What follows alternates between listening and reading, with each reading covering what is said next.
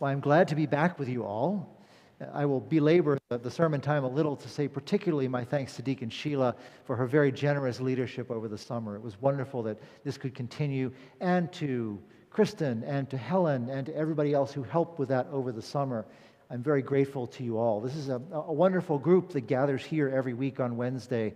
It would have been a shame to see it dribble away in the summer heat. So I'm glad that you all stayed together, and we are now back to what passes for normal at St. Thomas's. I, of course, have been doing all kinds of things this summer, and you can expect tons of stories in sermons and everywhere else for a while. But one in particular I wanted to tell you today was about one experience I had in India in June. My hotel was right next to a ferry that went across to an island out in the delta of the river that the city is built on. And I figured I'd go over there one day just to see what there was. And it turned out there was a church that had been built by the Portuguese hundreds of years ago with a little sort of religious theme park around it of outdoor stations of the cross and little chapels and other devotional places you could stop and say a prayer as you went about your day. And one in particular was one that I had a picture of that I think I put in one of my postcards of a glass box with the Blessed Virgin Mary holding the baby Jesus.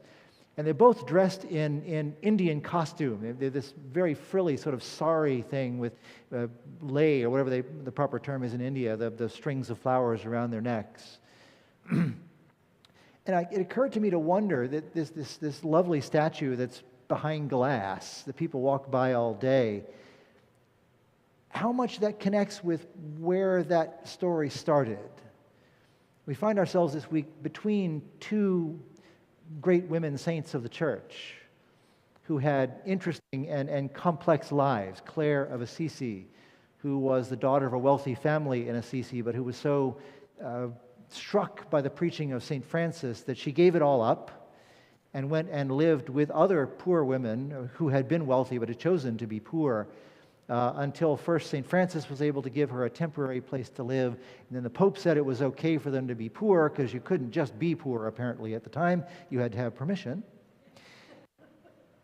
And after that, she never ever left her convent. She prayed for the rest of her life. And when I was thinking about this, it struck me that back 20 years ago now, we took a youth group to Assisi for a pilgrimage. And in the process of that, we went through all of these Franciscan churches.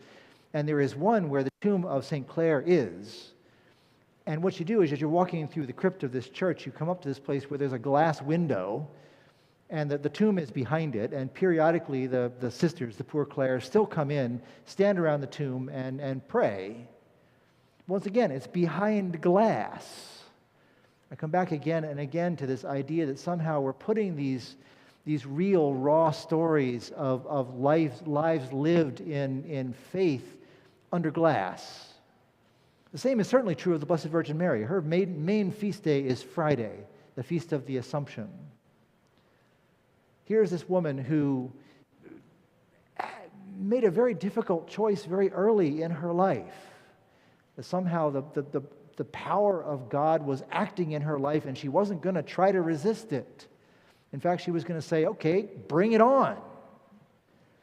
And thereafter, she could easily have decided, poor me, what awful things have happened to me. My eldest son, whether she had others or not is a matter of debate, but certainly the one who was supposed to build a house and have a family and take care of her in her widowhood was off living a very different kind of life.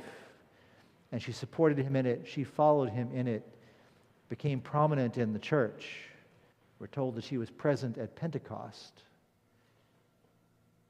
Do we put that under glass?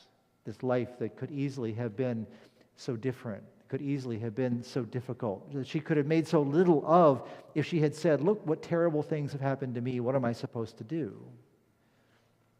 So it occurs to me as we walk by these places where these saints are under glass, behind protective ropes, whatever it is, once in a while we need to come by with a hammer and just knock the glass out. There's a story there that's supposed to be coming out of the box into our lives also.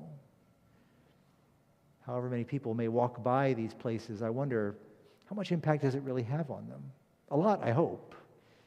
at least a little on me, because I still remember having walked by that one box on that one day. I hope perhaps the next time I find myself complaining, next time I find myself feeling sorry for myself and how much work I have to do and how much difficulty and opposition I have in my life, I'll pick up the hammer too, take a few whacks at the glass that is surrounding me and preventing me from receiving all that God desires. Amen.